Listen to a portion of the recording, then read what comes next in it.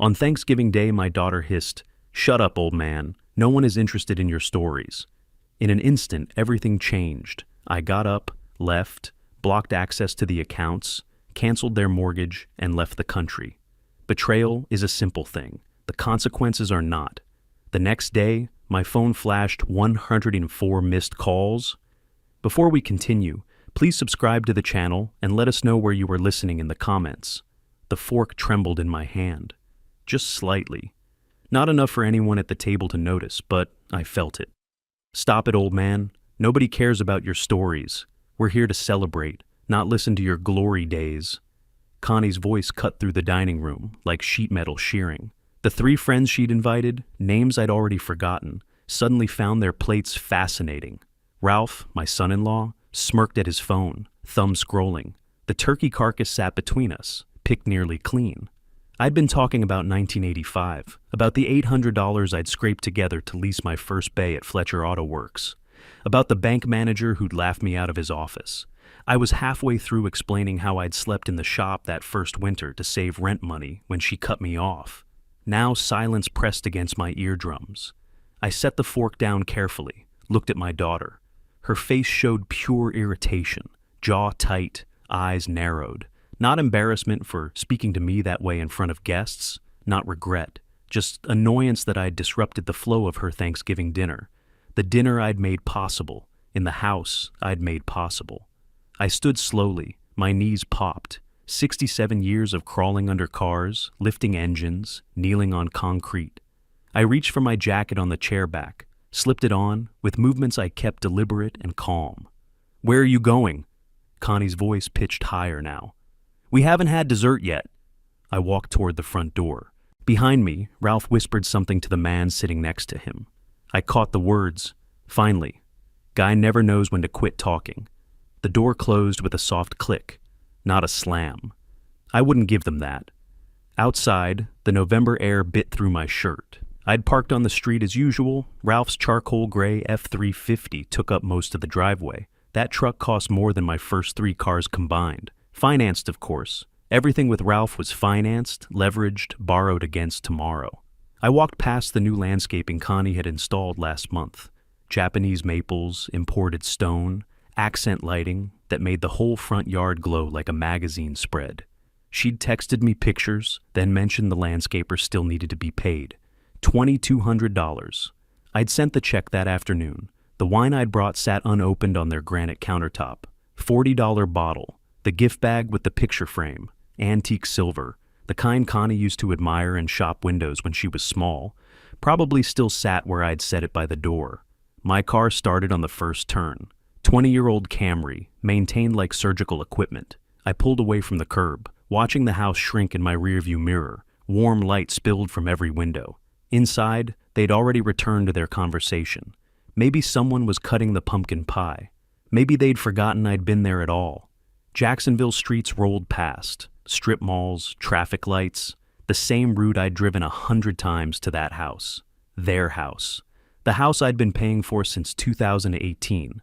$2,400 every month, withdrawn automatically from my checking account on the 15th. 72 payments. I'd kept every statement. My apartment complex looked tired under the streetlights, paint peeling on the stairwell rails, parking lot cracks sprouting weeds. I'd lived here 11 years, comfortable enough, clean. All I needed was 1 bedroom, 1 bathroom, a kitchen I barely used. Everything else was extra. I climbed the stairs to the 2nd floor, unlocked my door, stepped inside. Didn't turn on the lights immediately. Just stood in the dark kitchen, letting my eyes adjust. The refrigerator hummed. Through the wall, my neighbor's television murmured. When I finally flipped the switch, fluorescent light flooded the small space. I walked straight to my home office, really just the 2nd bedroom, barely big enough for a desk and filing cabinet.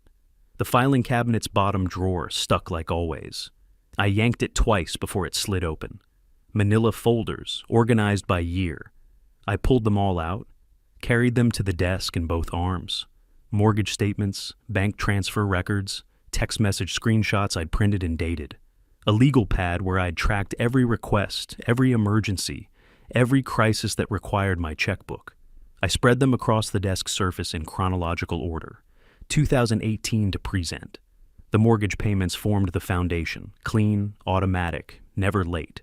But surrounding those were the extras, the emergency root canal, the property tax shortfall, Ralph's business loan that went south, the new HVAC system, Connie's investment opportunity that vanished, the refinancing fees when interest rates dropped and they wanted to pull out equity for renovations.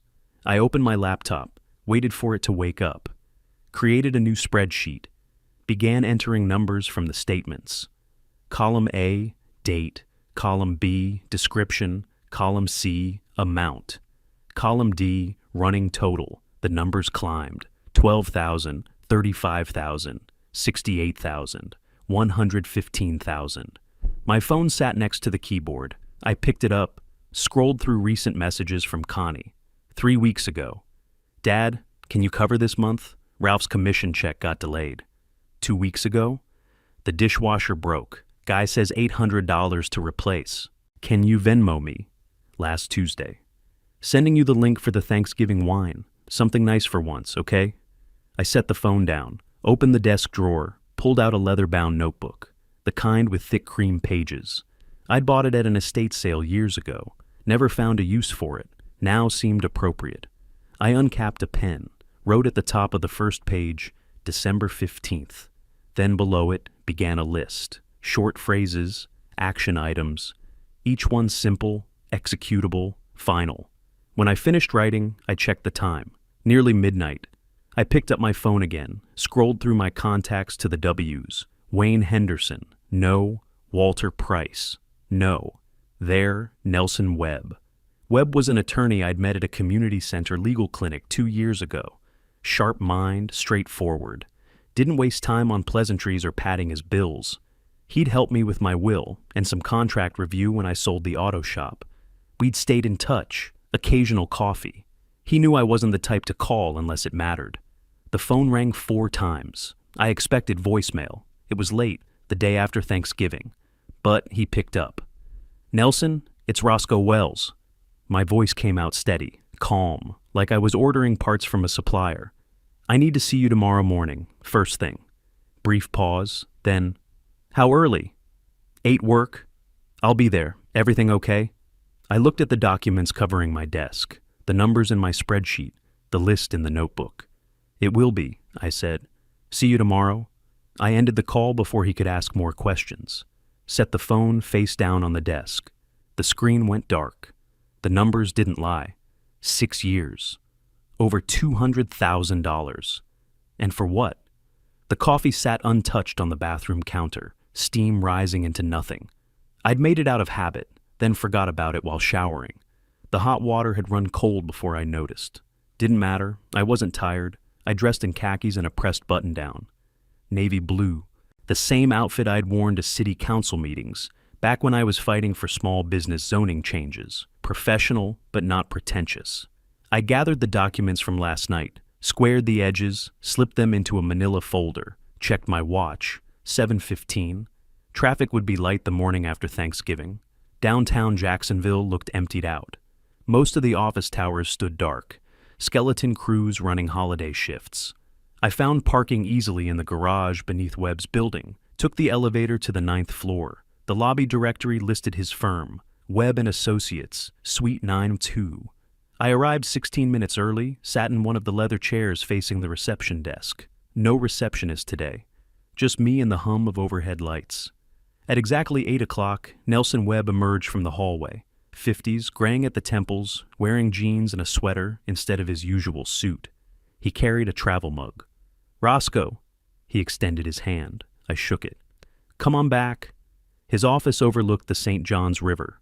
Family photos lined the credenza. Wife, 2 daughters, a golden retriever, law degree from Florida State, professional memberships in frames, everything neat, organized, intentional. He gestured to a chair across from his desk. What's going on? I slid the folder across the polished wood. He opened it, began reading the first document, a mortgage statement from Wells Fargo. His eyes moved down the page, then he flipped to the next sheet. Bank transfer. Another mortgage statement. A printed text exchange. His expression shifted from polite interest to something harder to read. How long? He asked. 6 years, since 2018. He continued reading, pulled out the legal pad where I'd tracked the supplemental payments, ran his finger down the column of numbers. When he finished, he set everything down carefully, turned to his computer, typed something, studied the screen. Florida Statutes, Chapter 689, he said, pointing at his monitor. Revocation of gifts under specific circumstances. One of those circumstances is extreme ingratitude or abuse by the recipient. He looked at me. Based on what you've shown me, you have grounds. The house is still legally yours. The gift deed can be rescinded. How does it work? He pulled up another document on his screen. We file a notarized revocation of the gift deed with the county recorder. We notify Wells Fargo that you're ceasing payments and invoking your right to reclaim the property. We freeze or close any joint accounts. Timeline? I can have the paperwork ready in 3 days. Filing takes another 2. But there's a strategic question.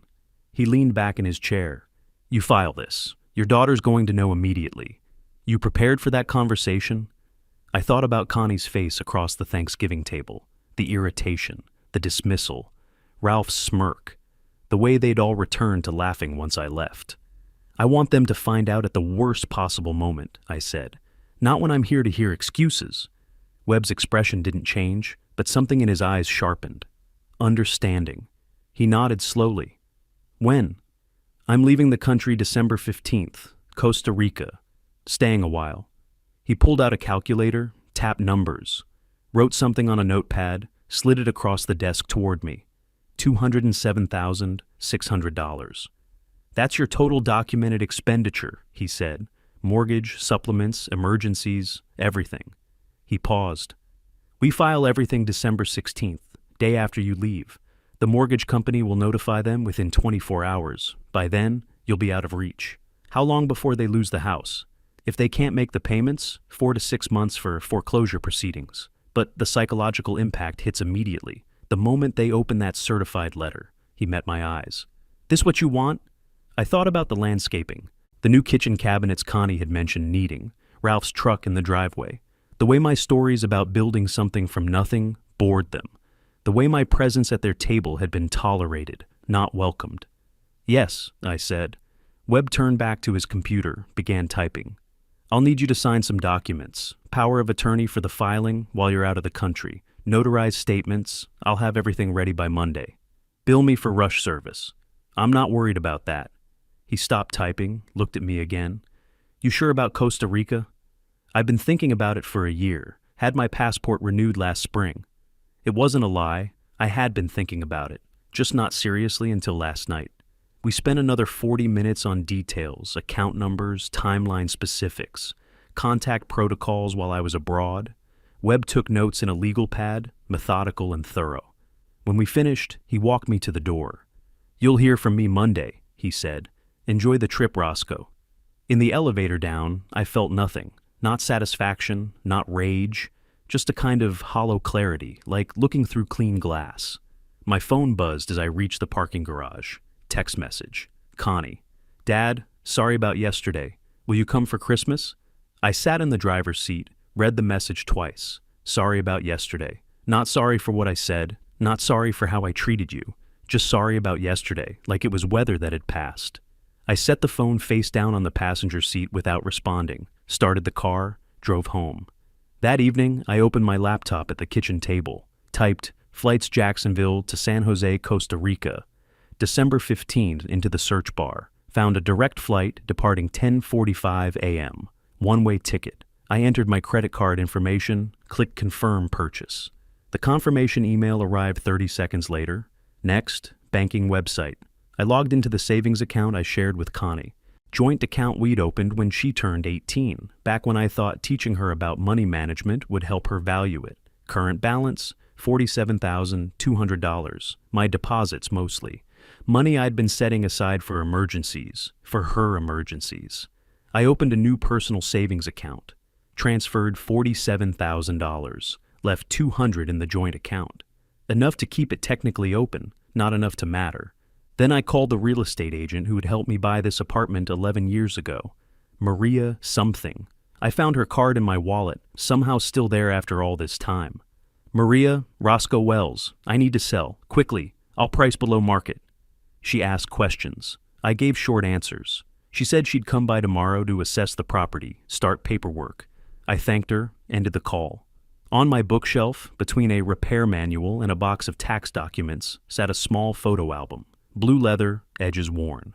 I pulled it out, carried it to the table, flipped it open. Connie at 6, missing her front teeth, holding up a drawing she'd made of our family. Connie at 12, basketball uniform, sweaty and grinning after a game I'd coached. Connie at 16, prom dress, looking uncertain and beautiful. Connie at 22, college graduation. Me standing next to her in the only suit I owned. I closed the album, carried it to my bedroom, set it in the suitcase I'd pulled from the closet. Back at the kitchen table, I opened my notebook to a fresh page, drew a timeline. December 16th, web files. December 20th, bank notices arrive. January burned, first missed payment. January 15th, second missed payment. February, default notices. March, foreclosure proceedings begin. My phone buzzed again. Another text from Connie. Can you also send that payment for the landscaper? He's asking again. I saved the entire text thread to my laptop. Screenshots dated, organized. Evidence that I'd maintained contact, that she'd continued asking, that I'd been responsive until I wasn't. I didn't block her number yet. That would come later, after I landed, after web filed, when there'd be no chance of her calling and catching me in a moment of weakness that didn't exist, but might have. Once, I picked up a pen, circled December 15th on the calendar hanging above my desk. Circled December 16th in red ink. 2 weeks. Then they'd understand what it felt like to lose everything at once. The next morning, I called Webb before 8. Nothing gets filed until December 16th, I said. Not a day earlier. Understood. His voice carried the same professional calm as always. Everything's prepared. I'll execute on the 16th at 9 a.m. sharp. And Wells Fargo? They'll receive notice the same day. Electronic and certified mail. By evening, your daughter will know. I ended the call, set the phone on the kitchen counter. 2 weeks, 14 days to make myself disappear while appearing perfectly normal. 3 days later, I sat across from a banker at Wells Fargo's downtown branch. The same bank that held Connie's mortgage. Different department, different representative. A woman in her 30s with neat hair and a practiced smile. I slid the account closure form across her desk. She scanned it, her expression shifting slightly. This is a joint account with Connie Wells Morgan. She'll be notified of the closure. I'm aware. Process it today. May I ask the reason for... No. She typed something into her computer, paused. The balance is $47,000. How would you like to receive wire transfer to this account? I handed her a slip of paper with my new Costa Rican bank routing information. Complete the transfer by end of business. She processed everything without further questions. Professional courtesy masking obvious curiosity. By 4 p.m., I received confirmation. The money had moved. The joint account no longer existed. By the end of that week, my apartment had a buyer. Cash offer, $220,000. The real estate agent, a thin man named Marcus who wore too much cologne, had questioned my pricing. You're leaving money on the table at this price, he'd said, standing in my living room. Speed matters more than profit. He'd shrugged. Didn't argue with a motivated seller. The buyer wanted to close before Christmas. I signed the paperwork on December 9th. The money would hit my account. December 28th. By then, I'd be long gone. Throughout those 2 weeks, my phone lit up regularly. Connie. Each message more frequent than the last. Each one revealing her growing anxiety. Dad, are you mad? Ralph wants to talk to you. Call me when you get this.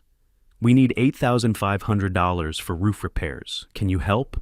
I responded once. Tuesday evening, December 10th. Single word, busy. Nothing else, no explanation, no engagement. Just that one word, then silence again. She called twice after that. I didn't answer. Let them go to voicemail. Didn't listen to the messages? On December 14th, I met Bonnie Preston at a coffee shop near Riverside. She was 50-something, gray-streaked hair pulled back, dressed in a professional blazer that had seen a few closings.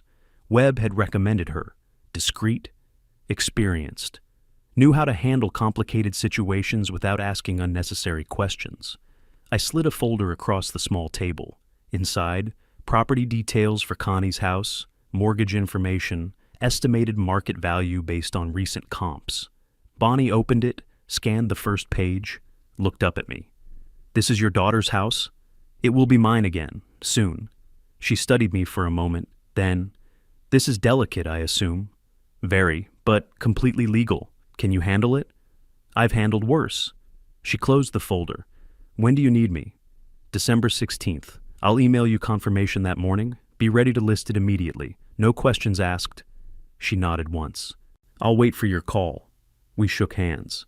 I left first, walked to my car in the parking lot. The temperature had dropped. December in Florida meant 60s instead of 80s. I'd need warmer clothes in Costa Rica's mountains. Not that it mattered much. That evening I returned to my apartment for the last time as a resident. Most of my furniture had sold to the buyer. He'd wanted it furnished.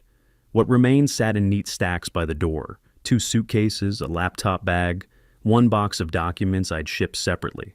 The walls looked bare, nail holes where pictures used to hang, lighter rectangles on the paint where frames had blocked the sun. 11 years compressed into 2 pieces of luggage. I walked through each room once. Kitchen, empty counters, clean sink. Bathroom, nothing in the medicine cabinet. Bedroom, mattress on the floor, sheets folded at the foot. Living room, echo when I stepped. My phone buzzed. Connie again. "Dad, please call me. We need to talk about Christmas." I read it, didn't respond. Set the phone face down on the kitchen counter. In the bedroom, I opened both suitcases. First one, clothes, practical items, pants, shirts, 1 jacket, comfortable shoes, nothing fancy, nothing I'd miss if I never came back. Second suitcase, documents, laptop, passport. The blue photo album with pictures of Connie at various ages. A manila envelope containing copies of every legal document Webb had prepared. Backup files on 2 thumb drives. Everything I'd need to start over or to prove what I'd done, depending on which became necessary. I checked my watch. 8:15 p.m. My flight left at 10:45 tomorrow morning. I'd set my alarm for 4:30. Plenty of time. I carried the suitcases to the door, set them side by side, looked around the empty apartment one more time. Tomorrow, I would disappear. The day after, they would understand. I turned off the lights, pulled the door closed behind me, heard the lock click, walked down the stairs to my car with both suitcases, drove to a cheap hotel near the airport, checked in under my name, room 237, single bed, thin walls, the smell of industrial cleaner. I lay down fully dressed, staring at the ceiling. The alarm clock on the nightstand glowed red. 9:03, 9:04, 9:05. Sleep came eventually. Dreamless, final. The alarm shrieked at 4:30. I was already awake. I showered quickly, dressed in jeans and a button-down shirt. Comfortable for 12 hours of travel. I double-checked the bathroom, the closet, under the bed. Nothing left behind. Checkout was automatic. I'd paid with a card when I arrived. By 5:15 I was on the road. Jacksonville International Airport appeared through morning darkness, lit up like a small city. I parked in long-term parking, locked my Camry, pocketed the keys. Someone would pick it up eventually. I'd signed the title over to the apartment buyer as part of the deal. He'd collect it next week. Inside the terminal, TSA moved efficiently despite the early hour. I passed through security, found my gate, departure, 10:45 to Miami. Connection, 1:15 to San Jose.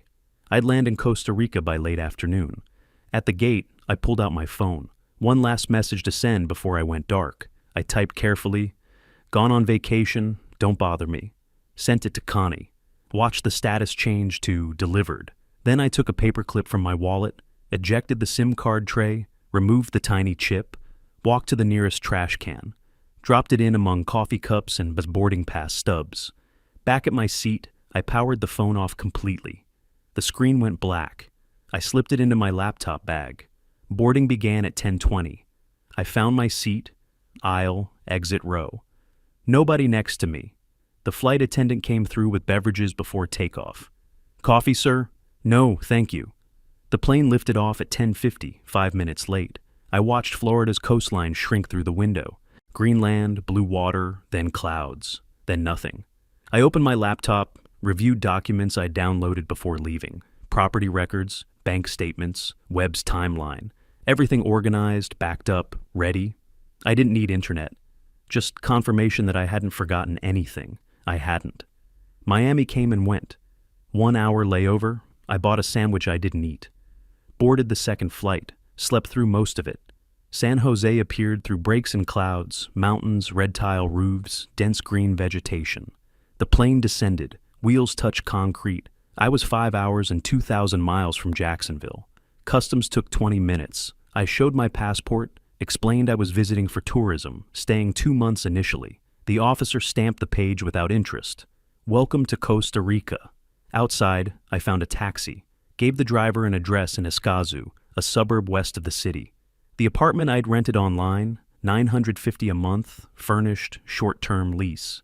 The landlord had emailed me keys and gate code. The taxi wound through streets I didn't know, past businesses with Spanish signs, parks with unfamiliar trees.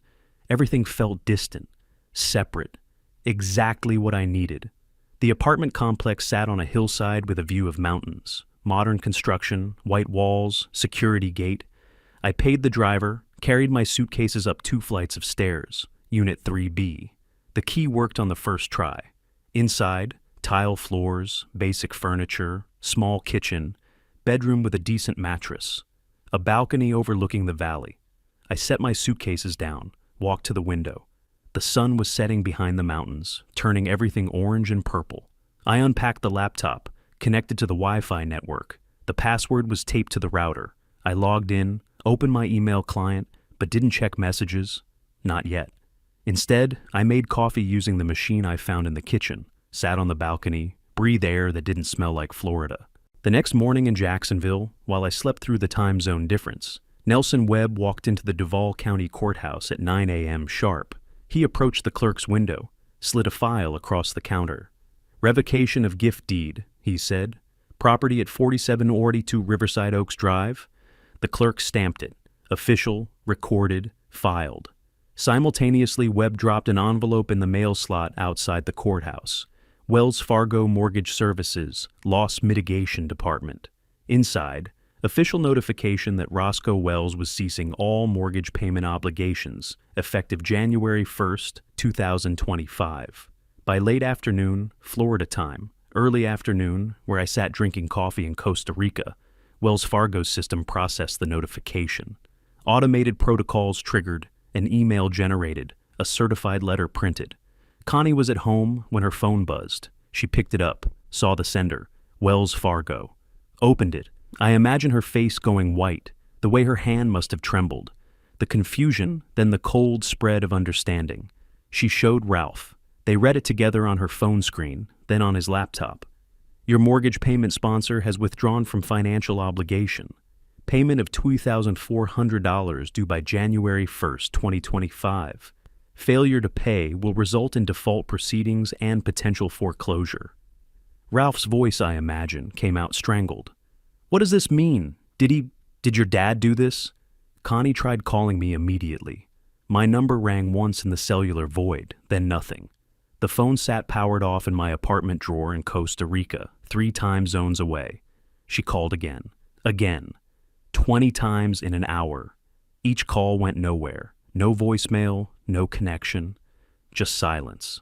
She texted. 50 messages by midnight. Dad, pick up. This is serious. We got a notice from the bank. Call me back immediately. Dad, where are you? Your phone's not working. Please, whatever's wrong, we can fix it. None of them delivered.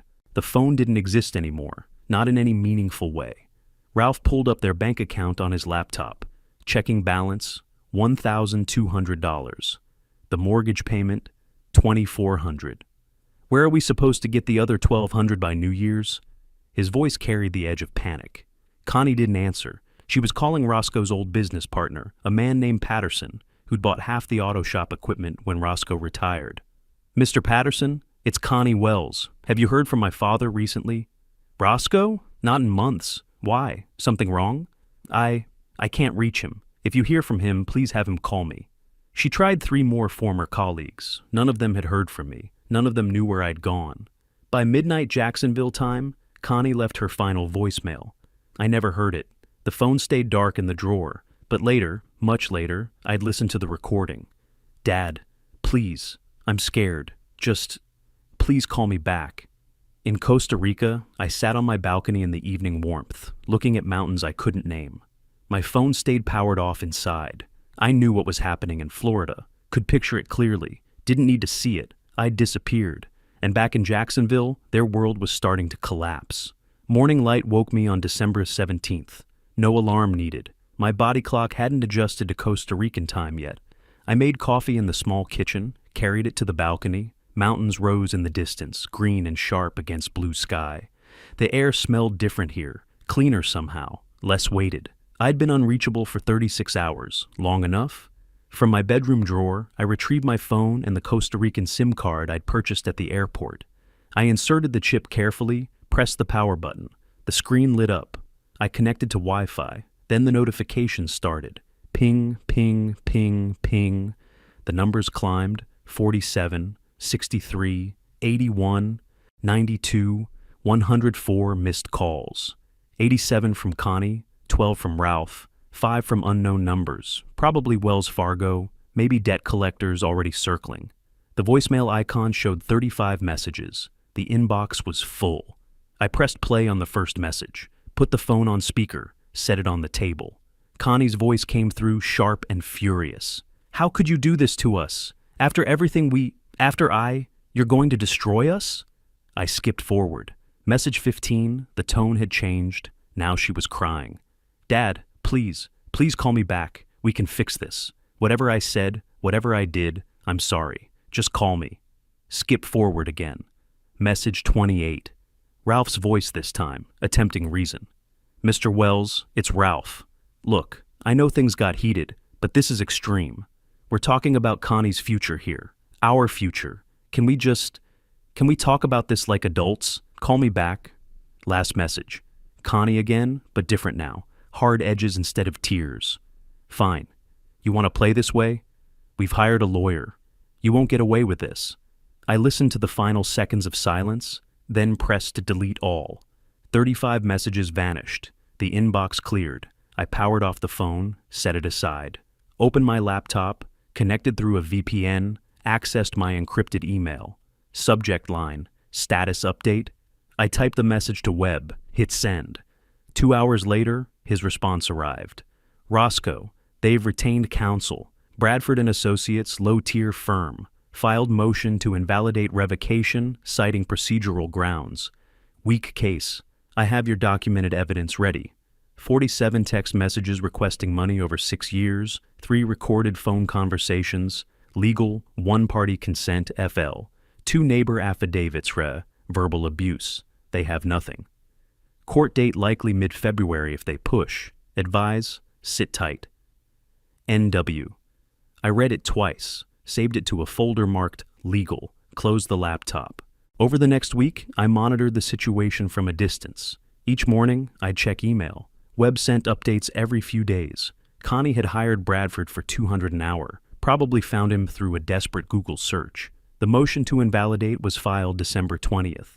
Arguments were thin, desperation disguised as legal strategy.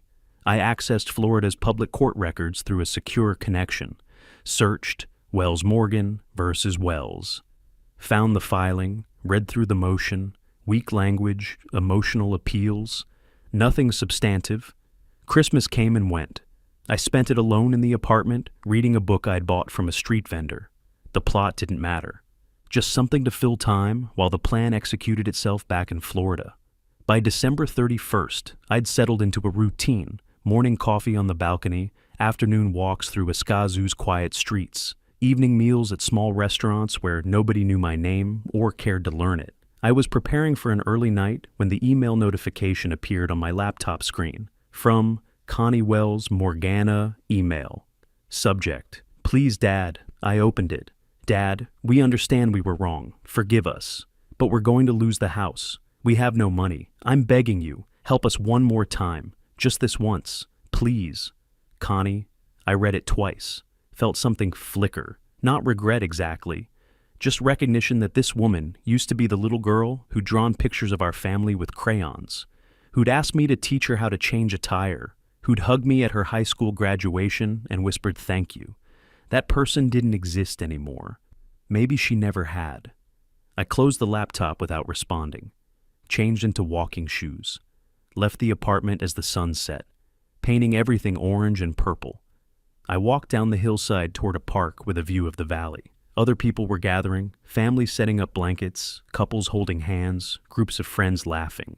New Year's Eve celebrations forming organically. I stood apart from them, watching as darkness fell and the first fireworks began in the distance. Bursts of color against black sky, voices counting down in Spanish around me.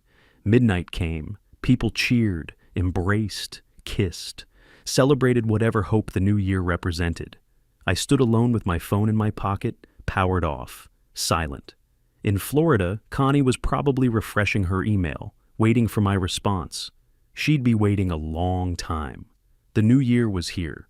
With it came the first missed mortgage payment. The clock was ticking. January 1st arrived in Jacksonville with the kind of clarity that made bad news worse. Connie and Ralph sat at their kitchen table. The laptop screen showed their bank statement. Checking account balance, $1,200.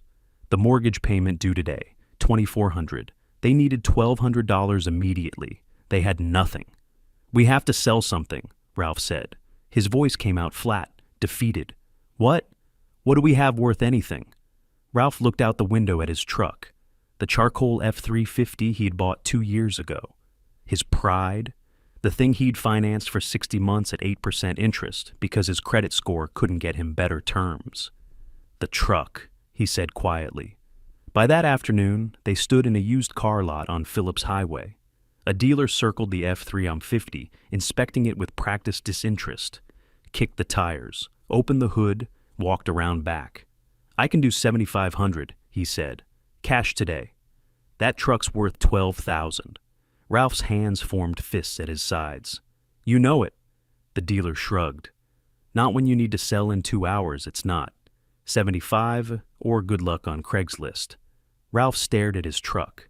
The payment book was in the glove box. He still owed $19,000 on it.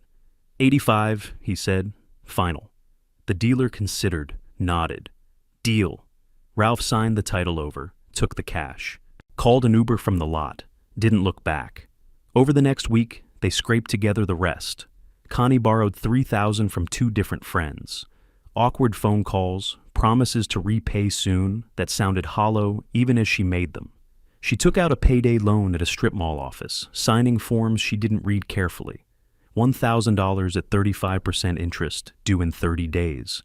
By January 8th, they'd made the mortgage payment, barely. The remaining balance, $10,100. Enough for maybe 4 more months if they were extremely careful. But mid-month, their attorney called with news. Mr. Bradford spread documents across his desk, phone pressed between shoulder and ear. "There's a date discrepancy here," he said. "December 2018 on the deed, but the notary stamp says December 2019. Connie leaned forward in her chair across from him. "What does that mean?" "It means we have grounds to challenge. It's not much, but it's something." "Can we win?" Bradford hesitated. Then, "We can delay." "Maybe." He filed the motion January 15th. Technical error in gift deed documentation. Request to invalidate revocation based on procedural deficiency.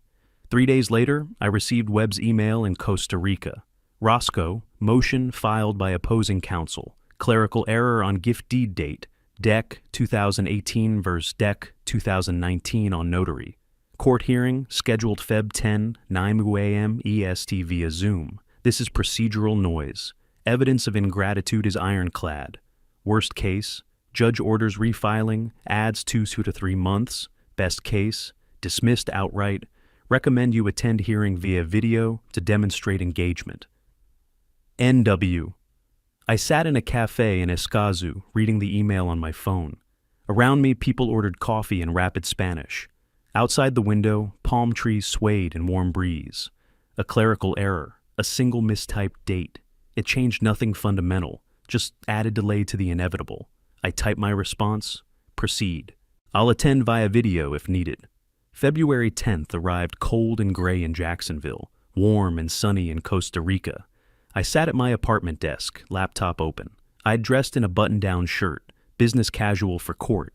The wall behind me was blank and neutral, nothing indicating my location. At 9 a.m. Eastern Time, I joined the Zoom meeting. The court clerk admitted me to the virtual courtroom. On my screen, Judge Harrison, late 50s, reading glasses, no-nonsense expression. Connie and Ralph in one frame, sitting at a table with Bradford between them. Webb in another frame, his office background familiar. The judge spoke first. We're here regarding Wells Morgan versus Wells. Motion to invalidate gift revocation. Counsel, proceed. Bradford cleared his throat. Your Honor, my client made a mistake. A single mistake during a stressful holiday. But this revocation was executed with malicious haste, evidenced by the clerical errors. Mr. Wells is attempting to render his daughter homeless over one argument. Webb's turn. His voice came through calm and clear.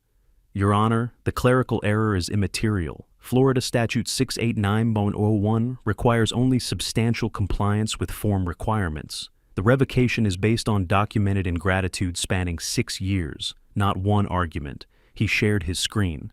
Text message threads appeared, dozens of them, dates and timestamps visible, names redacted but the pattern obvious. Request after request, emergency after emergency. I've submitted 47 text messages, Webb continued. 3 audio recordings, legally obtained under Florida's one-party consent law, and sworn affidavits from 2 neighbors confirming verbal abuse. He played a 10-second audio clip. Connie's voice, "Stop it, old man. Nobody cares about your stories." On my screen, I watched Connie's face go pale. Ralph looked down at the table. The judge reviewed the document silently for 3 minutes, made notes on a legal pad, finally looked up at the camera. I find the clerical error insufficient to invalidate the revocation. The evidence of ingratitude is substantial and well documented. He paused. However, given the circumstances, I'm granting the respondent 60 days to secure alternative housing, until April 15th. The revocation stands. Mr. Wells retains full property rights. The gavel sound came through digitally. Artificial, but final. Bradford closed his folder. Connie's hands covered her face. Ralph put his head down on the table. I watched their reactions on my screen. Felt nothing. Not satisfaction, not vindication, just the quiet confirmation that everything was proceeding exactly as designed. The judge disconnected. Webb disconnected. I closed the laptop, stood, stretched, walked to the window. The sun was bright in Costa Rica. A beautiful day. In Jacksonville, Connie and Ralph sat in silence after the meeting ended. The laptop screen showed, "Meeting has ended," in gray letters. Ralph spoke first. 60 days, April 15th. Connie didn't respond, just stared at the wall. My phone buzzed, text from Webb. Clean win, revocation upheld, 60 days to vacate. Next step, list the property. Ready? I typed back, ready. The judge had given them 60 days. It wouldn't be enough. Ralph paced the living room, 6 steps to the window, turn, 6 steps back to the couch. His hands formed fists, released, formed again. This is your fault. His voice came out tight, controlled rage barely leashed. All of it. That Thanksgiving dinner, shut up, old man. You remember saying that? Connie sat on the couch, eyes red and swollen. Oh, so this is all on me? You were there. You said nothing. I didn't tell him his stories were boring. No, you just sat there smirking at your phone. The argument died as fast as it started. What was the point? The court had ruled. They had 54 days left. 2 weeks later, Connie met with a realtor at a coffee shop downtown. She'd found the woman through a friend's recommendation. Desperate plans formed in Connie's mind. Sell the house themselves, split the profit with her father. Everyone walks away with something. The realtor opened her tablet, typed in the address, tapped the screen a few times, squinted, then looked up at Connie with something like pity. Mrs. Wells Morgan, you're not the legal owner of this property. What do you mean? We've lived here for 6 years. Living somewhere doesn't make you the owner. She turned the tablet around, showed Connie the screen. See this? Owner of record, Roscoe Wells. Revocation filed December 16th, approved February 10th. You're listed as occupant, not owner. The coffee in Connie's cup went cold while she stared at the words on the screen. In Costa Rica, I sat at my apartment desk reading Webb's email. Roscoe, update, House legally yours again. Mortgage unpaid, Wells Fargo demanding $220K, balance plus penalties. Current market value, $385K. Options. 1. Let bank foreclose, damages your credit, takes 6 months. 2. Sell now, quick cash, clean break. Your call. NW. I type my response without hesitation. Sell it. Price it at $360K. Contact Bonnie Preston. I want it done in 30 days. Clicked send. Closed the laptop. I didn't want to own that house. Didn't want the mortgage payments. Didn't want any connection to it. Fast sale, clean break, move on. Bonnie Preston received my authorization on March 2nd. By March 4th, she'd taken listing photos, walking through the house while Connie and Ralph were at work. A photographer capturing every room. Professional staging. Bright lighting. The place looked better in photos than it ever had in person. Connie came home that evening to find a lockbox on the front door and a for sale sign planted in the lawn. She called me immediately. The call didn't go through. Number blocked. She tried my email, bounced back, address no longer valid. She tried texting. Message failed to deliver. I'd made myself unreachable, completely. The next week, Connie and Ralph began searching for rental housing. With their combined income of $75,000 a year, they could afford maybe $1,500 a month in rent. But every apartment required security deposit, first month, last month, application fees. Total upfront, $4,500 to $5,000. They had maybe $3,000 left after living expenses. Connie handed a clipboard back to a rental office manager. The woman typed on her computer, frowned. I'm sorry, your credit score is... We require $650 minimum. You're at $590. We can pay extra deposit, double. Policy is policy. I'm sorry. They tried 6 more places, same result. Missed mortgage payments had destroyed their credit. Nobody would rent to them. By March 12th, Bonnie brought me an offer. A young couple, first-time buyers, cash deal, $360,000, no inspection contingencies. Quick closing. I accepted within an hour. The sale closed March 26th. I received $360,000, paid off Wells Fargo's $220,000 balance, paid $3,000 in closing costs. Net profit, $137,000. I transferred the money to my Costa Rican account. The house was no longer mine, no longer theirs. Gone. April 15th arrived cold and gray in Jacksonville. The Duval County Sheriff pulled up at 9 a.m. in a marked vehicle, professional, not aggressive, just doing his job. He knocked on the door. Ralph answered. Folks, I need you out by 5 p.m. Take what you can. Rest will be cleared tomorrow. Connie appeared behind Ralph. Her voice came out small. Where are we supposed to go? The sheriff's expression softened slightly. That's not my department, ma'am, but you need to be out. They'd been packing for days. Suitcases, boxes, garbage bags full of clothes.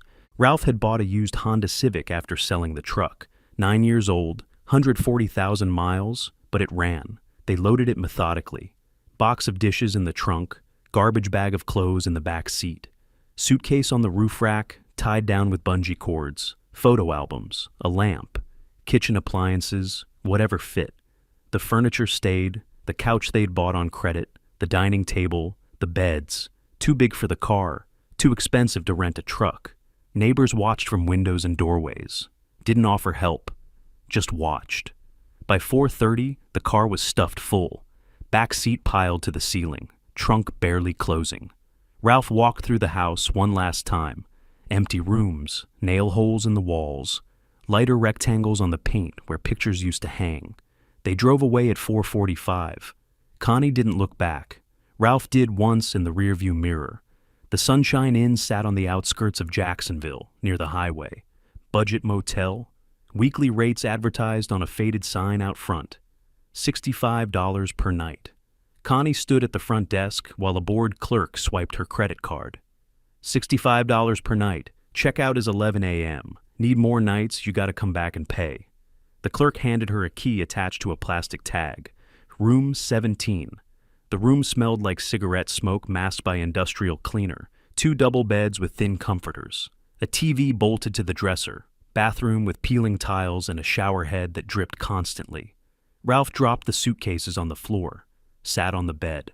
Springs creaked under his weight. Connie sat on the other bed. Pulled out her phone. Scrolled through rental listings she couldn't afford. One-bedroom apartments, $1,200 a month, $1,500, $1,800, all requiring deposits they didn't have. The TV flickered. Local news. Something about rising housing prices in Jacksonville. She turned it off. Ralph lay back, staring at the water-stained ceiling. Connie kept scrolling.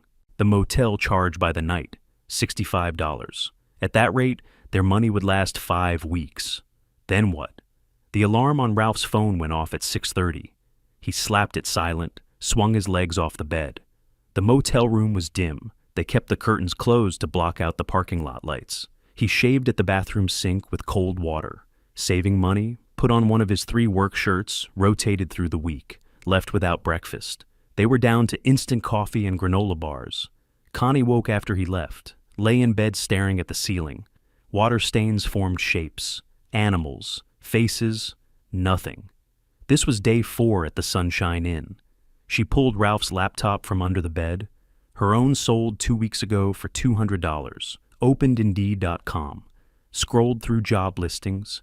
Retail associate, receptionist, data entry clerk. Applied to everything. Each application required a permanent address. She typed, Sunshine Inn, Room 17, Jacksonville, FL. Knew how it looked. By early May, the math stopped working. Motel room, $65 per night, $1,950 per month. Food, fast food, cheap groceries, no kitchen to cook in. $400 a month. Gas for Ralph's commute, $200. Phone bills, $120. Total, $2,670 monthly. Ralph's income from the dealership, $2,800 maybe. His commissions had been dropping. Connie's unemployment, nothing yet. Application still processing. They were losing ground every week. Her phone rang May 7th, salon owner's name on the screen. Hello? Connie, I heard you're staying at a motel. The owner's voice carried false sympathy. I'm sorry for your situation, but we can't have instability affecting the salon. I have to let you go.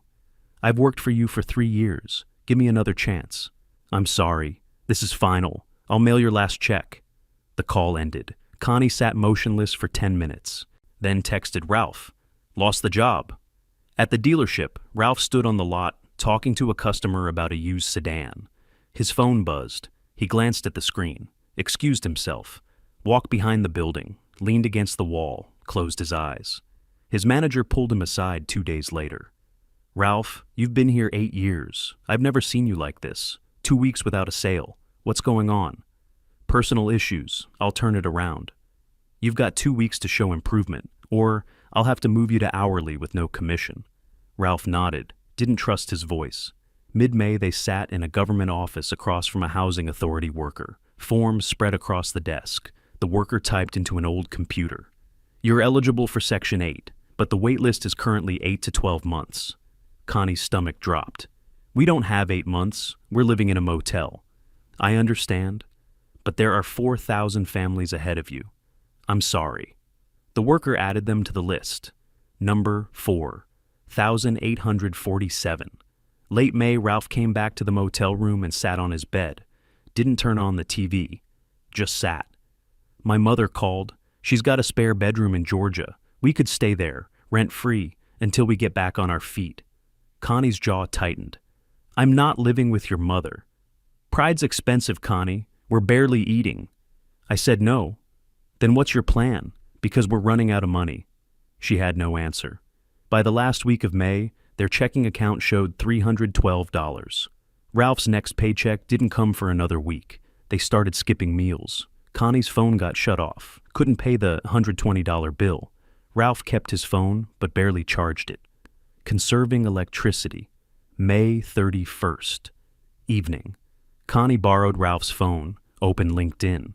The only social platform where my profile still existed, where I hadn't blocked her. She found me.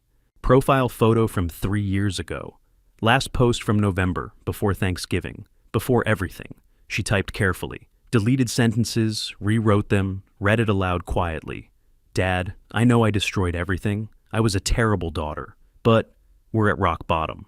Ralph wants to leave. I'm losing everything. I'm not asking for money. Just let me know you're alive. That somewhere out there, there's someone I once mattered to.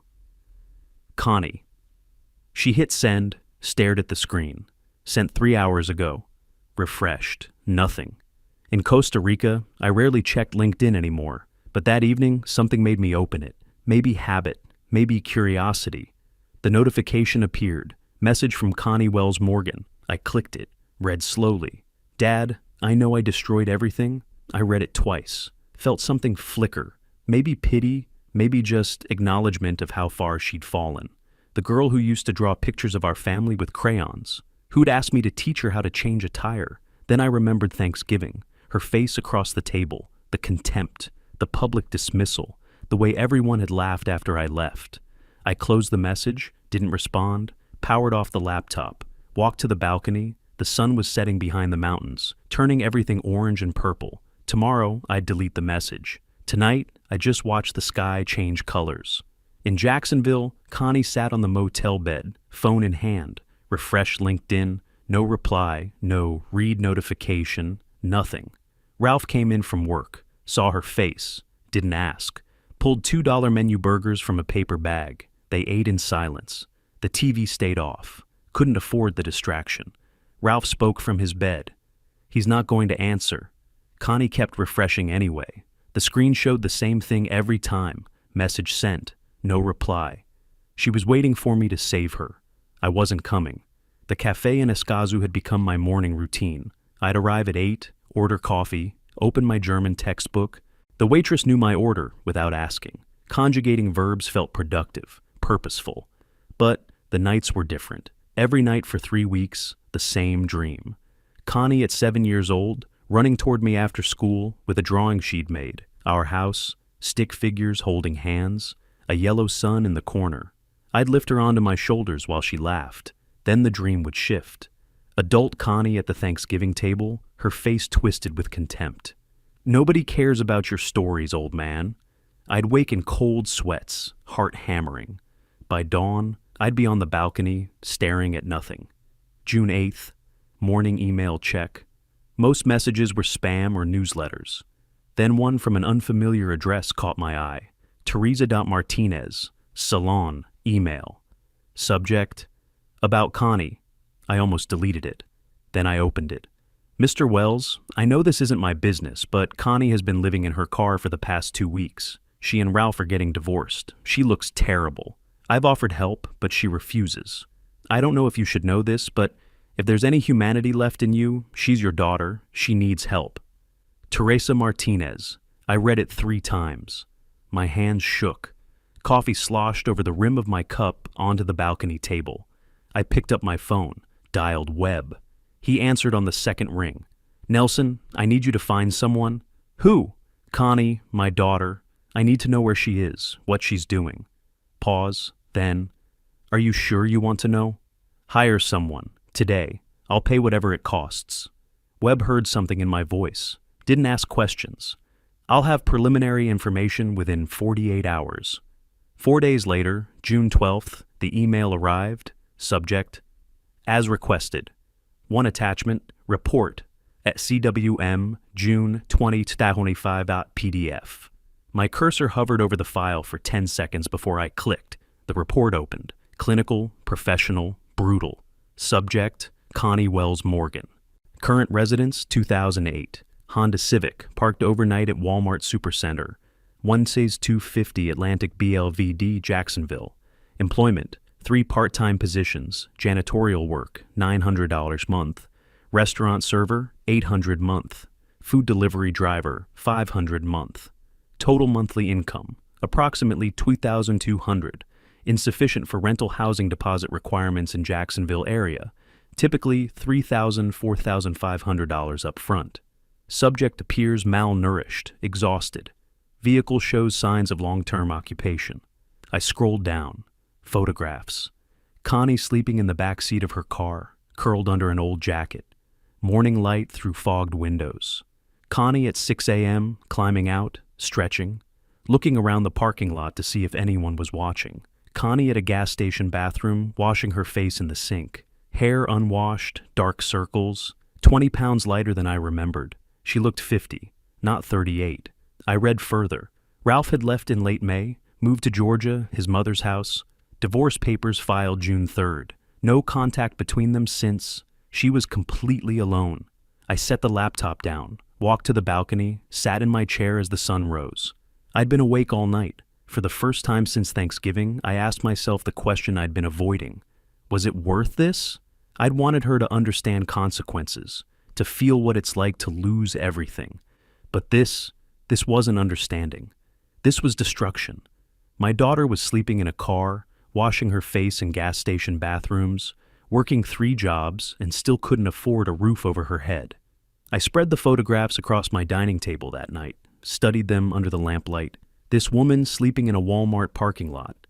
I'd created this, methodically, legally, justly.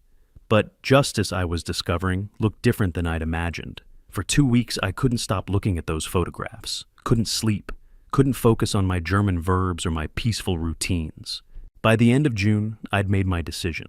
I opened my laptop, navigated to the airline website, typed San Jose to Jacksonville, departure date August 1st, one-way ticket, clicked purchase.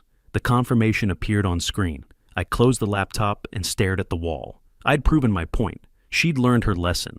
But justice, I was discovering, didn't feel the way I'd imagined it would. It felt like a weight I couldn't put down. The plane touched down in Jacksonville at 6:45 a.m. August 1st. I rented a car at the airport, drove directly to Atlantic Boulevard. The Walmart parking lot appeared at 7:30. I scanned the rows. There, a faded blue Honda Civic, parked in a far corner, away from the security lights. I pulled into a space 3 cars away, turned off the engine, sat for a moment, gathering myself.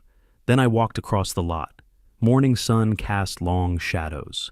I reached the Honda, looked through the rear window. The glass was slightly fogged. Connie lay on the back seat, curled under an old jacket, face turned toward the seat back, exactly like the photographs, gaunt, exhausted, broken. I tapped gently on the window. Once, twice. She stirred, sat up quickly, disoriented, probably used to security guards telling her to move. Then she saw me. Her face went through a sequence: fear, confusion, recognition, disbelief. She stared at me through the glass. Neither of us moved. Finally, she opened the door, climbed out slowly. She wore wrinkled work clothes, black pants, faded polo shirt, so thin. Dark circles carved into her face. We stood there. She couldn't speak. "Get in my car," I said, not a request. Her voice came out hoarse. "Dad, what are you—" "Just get in."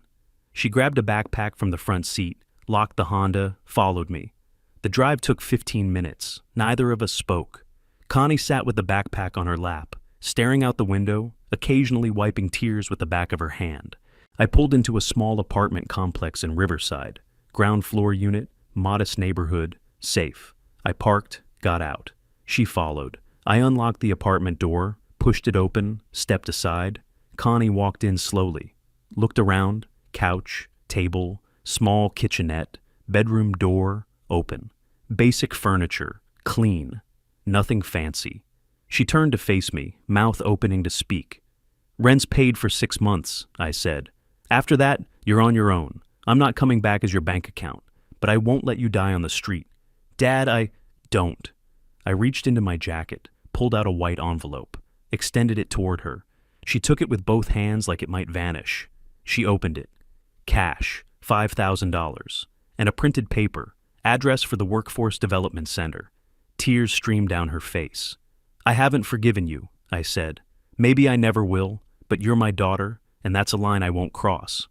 I'm so sorry, for everything, for that night, for—" "I know, but sorry doesn't fix this. Only you can fix this." I gestured to the envelope. $5,000, and that address, job placement services. Use it wisely. "This is too much, I can't—" "This is all you get. Make it count." I walked toward the door, paused with my hand on the handle. "Build something, or don't. Your choice now. Will I see you again?"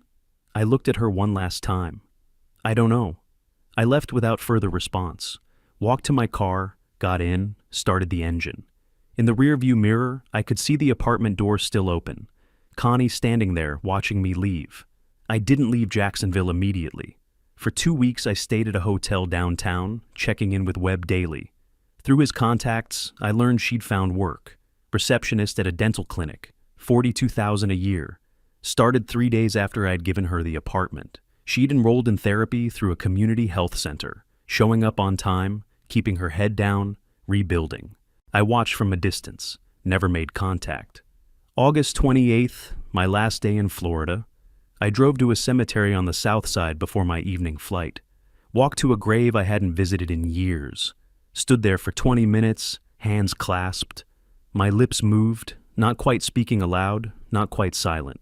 Finally, I nodded once, turned, walked back to my car. At the airport, sitting at the gate, my phone buzzed. Text from an unknown number. Thank you, I don't deserve this, but I will change, I promise. Connie, I read it. My thumb hovered over the reply button, hovered, then I locked the screen. Put the phone away.